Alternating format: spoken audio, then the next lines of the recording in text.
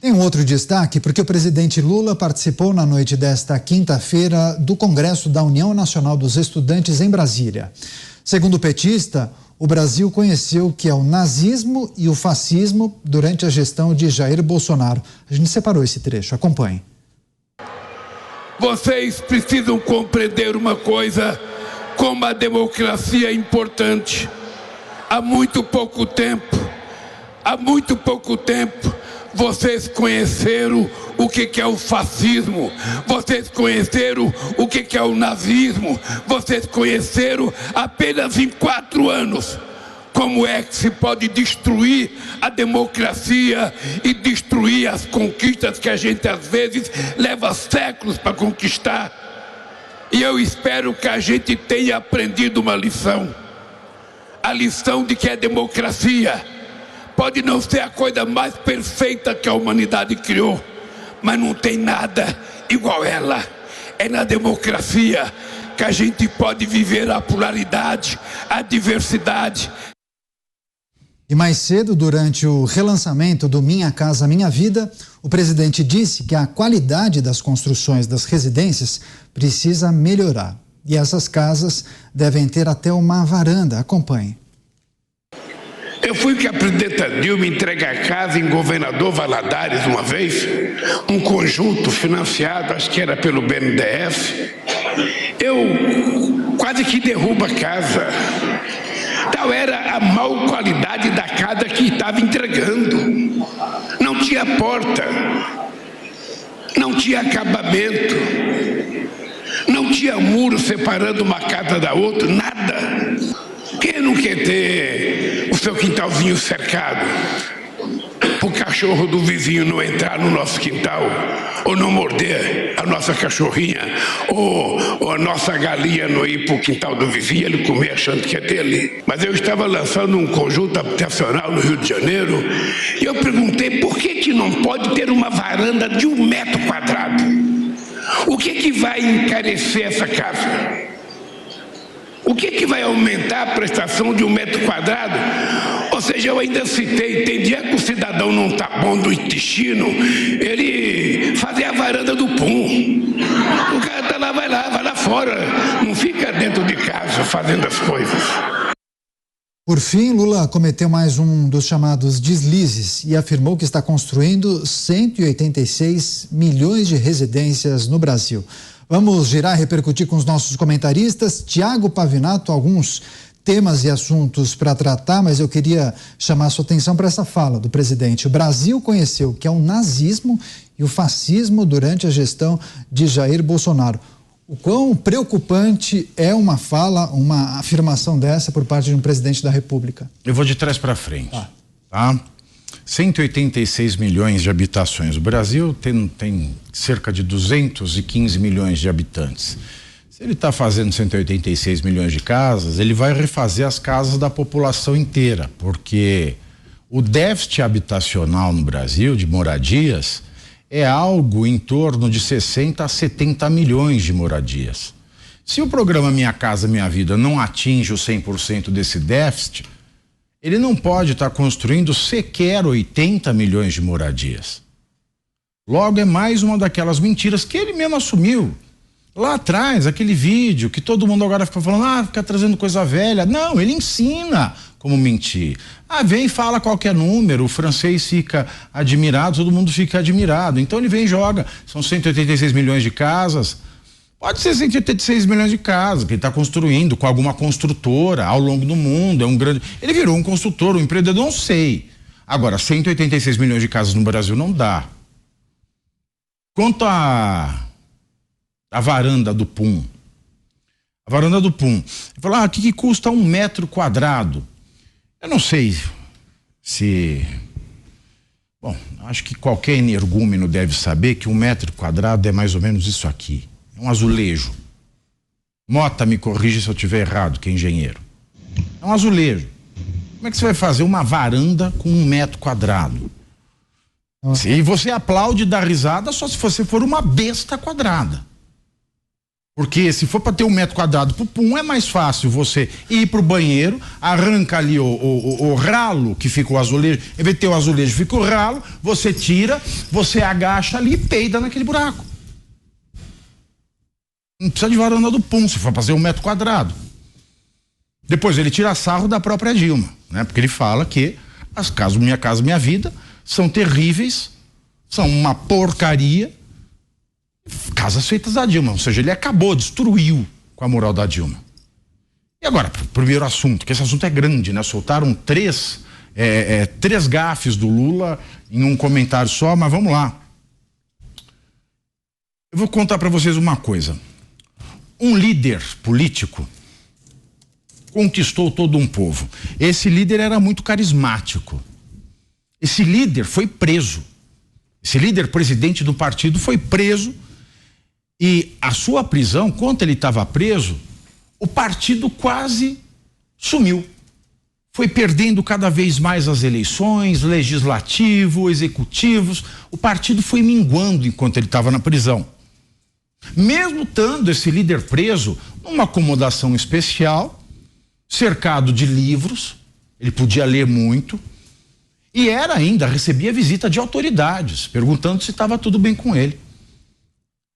Esse líder cercado de livros e comodidade, preso com o partido minguando, ele foi solto antes do tempo da condenação, mesmo com várias provas da polícia e da promotoria atestando que ele deveria continuar preso. De quem eu estou falando? De Adolf Hitler. Esse trecho está na página 177 da biografia de Hitler, escrita por Ian Kershaw. E quando eu vejo Lula falando por um auditório de fanáticos, de extremistas, de fundamentalistas, que o Brasil conheceu o fascismo nos últimos 4 anos, eu não tenho a menor dúvida de que ou Lula está apossado pelo espírito ragatanga ou pelo espírito do próprio Hitler. Aliás, senhores, muito me espanta o jeito que ele fala, porque parecia Hitler falando numa cervejaria em Munique. Ele subverte o conceito de democracia, como tem feito sistematicamente, e acusa, e diz que esses, vou falar estudantes, esses coitados, porque quem acredita nisso é um coitado, é a mesma besta quadrada que acha que um pum cabe em 1 metro quadrado, é um estudante que acredita na palavra do Lula, que diz que o Brasil viveu o nazismo durante os últimos 4 anos. Agora eu pergunto... Pavi, mas o Lula também fez menção ao fascismo, né? Importante destacar. Fez. Mas existe uma diferença entre fascismo e nazismo. Não, só para ficar registrado para nossa audiência, entendeu? Não, ele fez aos dois. O que é pior... O fascismo ele nasceu como uma corruptela do Partido Comunista Italiano. Mussolini foi posto para fora do Partido Comunista Italiano. Ele foi expulso do Partido Comunista. Então ele abriu uma lojinha de concorrência. Basta ler qualquer biografia de Mussolini que está no mercado. Então o Partido Fascista, ele era a concorrência do Partido Comunista. E na Alemanha, ao mesmo tempo, existia o movimento arianista, que era um movimento místico, que falava que um homem da providência viria para fazer a raça ariana triunfar sobre a face da terra. Era um movimento meio esotérico, o arianismo. E já vinha sendo cultivado por gente maluca lá na Alemanha. Quando Hitler toma a frente do Partido Nacional Socialista Alemão, ele se admira de Mussolini, tanto que ele tinha um busto de Mussolini na sala. Então ele faz uma mescla do fascismo com esse esoterismo do arianismo, de modo que você chamar de fascista é uma coisa, e você dizer que é nazista é outra coisa. Porque chamar de fascista no Brasil, o TSE já decidiu, não é nada. Quando o Bolsonaro foi reclamar que Lula chamava Bolsonaro de fascista, fala, não, isso é animosidade de campanha. Outra coisa é nazista. É por isso que eu estou focado no nazista. porque nazismo é crime no Brasil. E chamar alguém de nazista é imputar crime a alguém.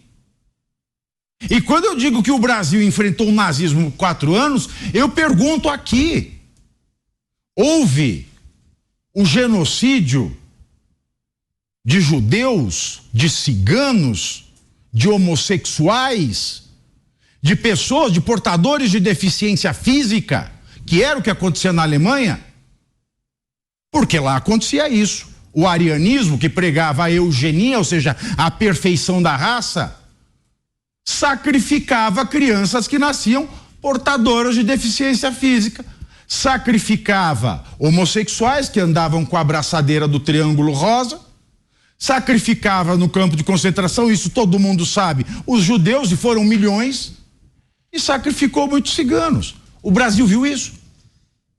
Vamos continuar girando com os nossos comentaristas. José Maria Trindade. Zé, onde é que está o Zé? Está aqui com a gente ou está lá no telão? Está aqui. Zé, mais uma vez o presidente Lula olha para o retrovisor, critica a gestão anterior, critica o ex-presidente Jair Bolsonaro, faz o uso da palavra, só que ele exagera, faz uns paralelos estranhos, não recomendáveis. Alguém precisa alertar o presidente da República, Zé. 2 minutos e meio, por favor. Pois é, eu inclusive falava sobre essa situação hoje. Isso aí é uma técnica, né, uma técnica de comunicação, e ele falando daquele jeito num ambiente que ele imagina que é esta linguagem, que é da UNE. E mais, existem no Brasil vários grupos que se identificam com esta linguagem irresponsável, com esta fala solta, sem pé na realidade, e ele ganha exatamente apoio com isso. Então, trata-se de uma técnica de comunicação, essa fala sem dados, sem pé na realidade. Vários políticos utilizam isso. Aqui em Brasília, um grande político, ele se especializou exatamente em fazer discursos com erros, que não davam em nada, mas as pessoas que apoiavam ele, que votavam nele, falam desse jeito. O povo fala assim. Então, trata-se de uma técnica. O perigo disso é o seguinte: o presidente da República. O presidente da República eleito, empossado e que está na gestão do país. Quando a gente vê um presidente da República falando assim e com esse conteúdo, nós assustamos. Mas muitos que estão ali cegos adoram e dizem: olha como ele é bom, olha como ele é bonito, como ele fala de uma simplicidade total. Então, existe essa técnica e é isso que a gente tem que mostrar aqui e dizer que esse conteúdo não é próprio para um presidente da República. Eu diria até que o discurso do Barroso foi até muito mais agressivo do que o próprio discurso do Lula, né? Os discursos políticos são assim, são os que chocam. E Lula, tentando ganhar a empatia ali, fica falando essas asneiras de varandinha do Pum, de uma casa maior. Ora, as pessoas querem uma casa, é a casa possível de cada fase da vida da gente. Alguns não têm casa, outros nem sonham. E a casa própria, esse projeto da casa própria não atende a todos, né? Ele já quer colocar varanda, piscina, churrasqueira, ele já falou, né? É um vendedor de sonhos falsos. E é isso que a gente tem que demonstrar aqui, e é isso que nós estamos falando no dia a dia. Não é contra a entrega de casas populares. E a gente faz questão de dizer o populares, porque a casa popular, ela tem e deve ser mesmo subsidiada, porque quem ganha a partir de certo patamar constrói a sua casa e compra a sua casa, e o mercado privado dá conta desse mercado aí de compra e venda de casas e apartamentos. Funciona muito bem. Estamos falando de casas populares para quem não tem renda, né? E o Lula tenta dizer que essa casa popular, para quem não tem renda, deve ter todos os conceitos e parâmetros de uma casa que a iniciativa privada constrói e que tem piscina, churrasqueira, enfim, uma ideia de vender sonhos. E o mais engraçado nisso tudo é que Lula se prende a umas ideias, né, uns conceitos que ele quer mostrar que é possível, né? Não é, o governo dele está patinando na economia. E só se faz isso aí com a economia boa, o que não está acontecendo. Tá certo, os pingos nos is, repercutindo as falas do presidente da República, ele que fez alguns comentários acerca do novo programa Minha Casa Minha Vida, em nova versão, e também criticou a gestão anterior, criticou o ex-presidente Jair Bolsonaro, fazendo um paralelo, dizendo que o Brasil conheceu o que é nazismo e fascismo durante a gestão anterior. Vamos ao Rio de Janeiro, Roberto Mota. Mota, queria também escutá-lo acerca dessas imprecisões do presidente da República, quando disse que o Brasil está construindo 186 milhões de residências. Nossa, seria casa para todo mundo e sobraria um pouco mais, hein, Mota? Seu microfone acho que está fechado, Mota. Perdão. Valeu. Daniel, é uma tarefa muito difícil comentar um discurso como esse, se a gente pode chamar de discurso, né? Eu acho que isso é mais do que um amontoado de palavras e de ideias que até figurativamente cheiram mal. Uma tentativa de fazer analogias, de usar figuras de linguagem que desprezam a inteligência das pessoas e que parece que tratam todo mundo como se fosse criança. Isso faz parte de uma estratégia que a humanidade já viu muitas vezes na história, que é a estratégia de desumanizar de forma deliberada e repetitiva aqueles que pensam diferente. Então, se pensa diferente de mim, nem gente é. Quem pensa diferente deve ser acusado de todos os crimes possíveis e imaginários. E veja, isso vindo de pessoas que construíram a sua carreira e, em muitos casos, fizeram as suas fortunas posando de defensores da liberdade. Esses defensores da liberdade até ontem, hoje, relativizam tudo, relativizam a dignidade da pessoa humana, relativizam o direito à liberdade de expressão, a inviolabilidade de mandatos eletivos. Nenhum parlamentar se sente mais seguro. Relativizam os direitos humanos, que na boca deles eram as palavras mais doces durante décadas. Relativizam o ordenamento jurídico. O que ontem era certeza, hoje é incerto e amanhã vai estar de cabeça para baixo. É uma política de cancelar aqueles que ousam pensar diferente. O cheiro disso aí é muito ruim. Não é que as pessoas não possam mais se expressar de forma diferente. Elas não podem nem pensar de forma diferente. A história da humanidade já viu muitos exemplos disso e a gente sabe onde isso termina.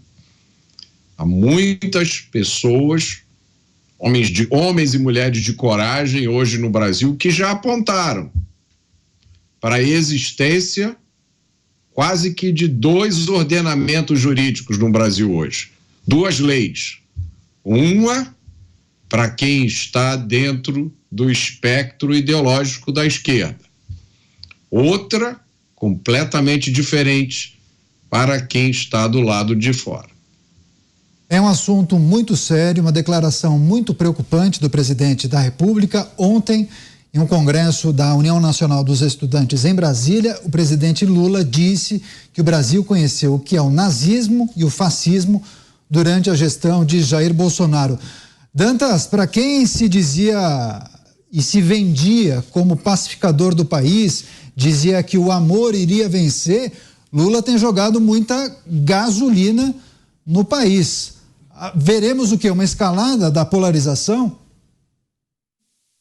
O problema todo desse tipo de discurso que se repete desde a campanha é que ele é um discurso de campanha sendo aplicado em plena gestão. Esse foi um dos erros, inclusive, do próprio Jair Bolsonaro. Quando você assume um cargo público, quando você assume a presidência da República ou qualquer cargo no executivo, governador, né, prefeito, você precisa gerir aquela unidade da federação, ou no caso aí a presidência da República, você precisa gerir o país inteiro. As suas políticas públicas, elas devem ser para todos. O seu discurso deve ser para todos, de unificação, e não um discurso de polarização, de revanchismo, de polarização, de rivalidade. Até porque nós tivemos aí mais da metade do eleitorado brasileiro que não votou no Lula, não votou ou cancelou seu voto, não votou em ninguém, ou votou no outro candidato, no Jair Bolsonaro. A vitória do Lula foi muito apertada, a mais apertada da história. O Lula não tem legitimidade para levar essa briga política para a gestão. Já não teria em qualquer situação comum. Nesta, tem menos ainda. Então, o que ele faz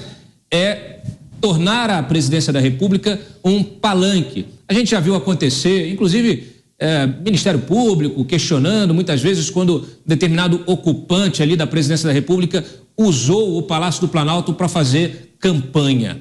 O que está acontecendo é isso, é campanha. E campanha antecipada, campanha permanente.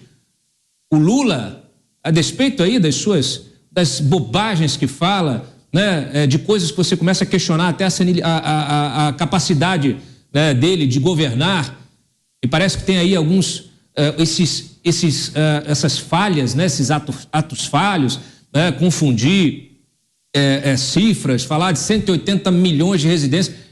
Numa entrevista, ninguém questiona, nem a entrevistadora questiona e coloca a realidade. Quer dizer, não se trata nem de inventar cifras, se trata de falar de algo que não existe, de falar uma coisa absurda. Há pouco tempo mesmo ele falou de 700 milhões de mortos na pandemia. Quer dizer, ele vai falando uma porção de bobagem, está me lembrando muito Biden. Se a gente teve aí, saímos do Trump, dos trópicos, a gente agora está vivendo com o Biden tupiniquim. É um sujeito que está apresentando sinais de senilidade. Isso é muito grave, porque uma nação não pode ser conduzida por quem não está completamente são, completamente com as suas capacidades mentais sob controle. Então, assim, se o sujeito já apresenta esses sinais e ainda alimenta um discurso de racha, de polarização, colocando um cidadão contra o outro, a gente tem que sair desse mecanismo de campanha. Você pode ter suas crenças, você pode ter seus vínculos partidários. Hoje mesmo saiu uma informação mostrando que boa parte aí do eleitorado, nós temos uma grande parte do eleitorado que está afiliado em partidos e que o MDB, ao contrário do que o Lula achava, né? O MDB hoje é o maior partido do Brasil, é o partido com o maior número de filiados. Você pode discutir o que você quiser, mas um gestor público não pode fazer o que está acontecendo, não pode fazer o que o Lula está fazendo. E se nós tivéssemos oposição, mais uma vez, o Cláudio é chato pra caramba com esse negócio, é porque eu não vejo oposição acontecer. Eu só vejo amadorismo, né? Alopragem na internet. É muito fácil, você vai lá agora, grava um vídeo no TikTok. Oposição não é gravar vídeo no TikTok. Você pode usar o vídeo do TikTok, do Instagram, as redes sociais, você pode usar aquilo como uma extensão da política, mas a sua política não pode se resumir a isso. É disso que eu sempre falo aqui. Nós tivemos uma ministra que foi numa favela e andou sem capacete, dizendo que aquilo ali é a regra do tráfico. Aquilo não está na lei, não está no Código de Trânsito. Ao contrário, viola o Código de Trânsito, mas ela estava lá respeitando, cumprindo, seguindo as leis do tráfico. E a oposição não faz nada, não apresenta um requerimento de informação, não convoca para prestar esclarecimentos, não procura o Ministério Público, não procura a PGR, não procura nada, ninguém. É uma lástima. Então, não há nem motivo objetivo para o Lula ficar preocupado em alimentar a polarização. Só que, infelizmente, a gente está vivendo essa era em que a política, não só a imprensa, mas a política também foi sequestrada pela lógica do engajamento, tem que manter a polêmica, tem que manter esse ódio vivo. E é uma gente que diz que está querendo combater o discurso de ódio. Não existe. Isso aí é pura falácia. Aliás, ontem, a gente falou aqui, anteontem, no tal do Congresso da UNE, que estava o Barroso, o Flávio Dino também falou. Disse que as plataformas, elas servem, as redes sociais, as plataformas servem à distribuição da ideologia de direita e que isso precisa ser combatido. Quer dizer, como é que o ministro da Justiça, que tem o aparato de persecução penal na mão, que tem a Polícia Federal na mão, que é o segundo o mais importante ministério, depois da Presidência da República ali na Esplanada, é o mais importante ministério, é o Ministério da Justiça e da Segurança Pública, é até mais forte do que originalmente concebido. Como é que o ministro da Justiça também mantém esse tipo de discurso de campanha? Não é possível, é preciso repudiar isso, é preciso que os eleitores digam, olha só, você não é o presidente que eu quero, que eu gostaria, que eu quis, mas você é o presidente. E você é o presidente do país, você é o presidente da nação inteira. Então governe para todos e pare de ficar inflamando um cidadão contra o outro. É isso, a gente vai fechar esse assunto relembrando que ontem à noite o presidente Lula participou de um evento, um congresso da UNE, União Nacional dos Estudantes, em Brasília. Ele disse que o Brasil conheceu o que é o nazismo e o fascismo durante a gestão anterior de Jair Bolsonaro. Tiago Pavinato, para fechar esse assunto, essa fala do presidente da República, o presidente Lula, é passível de alguma punição? Há que se colocar duas coisas. Alguém pode conhecer o fascismo e não conhecer o nazismo. Mas quem conhece o fascismo, quem conhece o nazismo, conhece o fascismo. O fascismo está incluído no nazismo, mas o nazismo não está incluído no fascismo. Por isso, quando ele fala em nazismo, é que a coisa fica grave. É muito mais grave você ser chamado de nazista dentro do pensamento do desvalor jurídico das coisas, do desvalor de um crime. É muito mais grave ser um nazista do que ser ladrão. É muito mais grave ser nazista do que ser corrupto. É muito mais grave ser nazista do que ser assassino. É muito mais grave ser nazista do que ser estuprador, porque o nazista é tudo isso junto. Tudo isso junto. Tudo. E nesse país em que nós temos um Congresso preocupado em parar a fake news, em impedir a circulação da desinformação, esse Congresso só poderá estar falando sério se eles pararem, tirarem de circulação o presidente Luiz Inácio Lula da Silva. Porque ele é a fonte da maior, da mais perigosa forma de desinformação. E muito me espanta aqui, e eu gosto de trazer isso sempre à tona, porque nós temos, criado pelo próprio Lula, o magnífico, a Procuradoria Nacional da União de Defesa da Democracia. E para o Lula é relativa. Então, a defesa da democracia é relativa, então é defesa daquilo que o partido nazista, daquilo que um partido autoritário diz que é democracia. E, citando o meu caso, porque eu questionei, por que é que o Estado não toma atitudes para tirar o narcotráfico de determinada região do país? Isso é um questionamento. Uma autoridade pública tem que responder, porque ela nos serve, não nós servimos a ela. Se o Messias da AGU achou grave a ponto de alardear no site do governo, na estrutura do Estado, que eu, Tiago Pavinato, afirmei que Flávio Dino, não afirmei nada disso, tinha conexão com o narco, não afirmei nada disso, eu perguntei por que é que o Ministério não faz uma força-tarefa para varrer o narco-estado dentro do estado do Rio de Janeiro. É uma pergunta que merece resposta, aliás. Eu quero saber se o Messias vai agora pedir danos morais coletivos contra o Lula, Porque ele é advogado-geral da União e não capacho do Lula. Agora ele vai mostrar o que ele é, se ele é capacho do Lula ou se ele é advogado-geral da União. Porque dizer que o Brasil conheceu por 4 anos o nazismo é dizer, segundo a filosofia de Eric Voegelin, que fala de Hitler e os alemães, segundo a psiquiatria de massas do Wilhelm Reich, o nazismo só foi possível porque a sociedade embarcou dentro da ideologia fascista. Logo, quando o Lula diz, o Brasil viveu por 4 anos, conheceu por 4 anos o nazismo, ele diz que o povo brasileiro, em sua maior parte, foi nazista. E isso sim é causa de pedir para danos morais coletivos.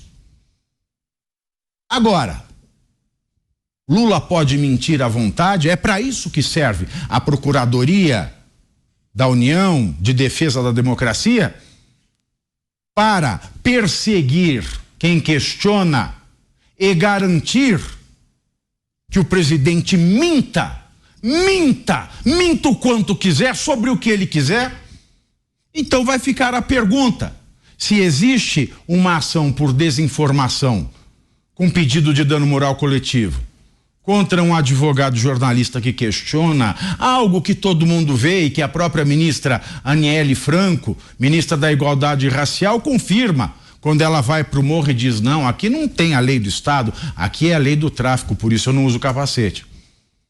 Então, se a Procuradoria vai em cima disso, agora é hora do Messias dizer o que é. Se ele é advogado-geral da União e vai pedir contra o Lula danos morais coletivos por ter chamado o Brasil de nazista. E alemães pagam até hoje o preço do nazismo. Ou se ele é mais um capacho de Luiz Inácio Lula da Silva.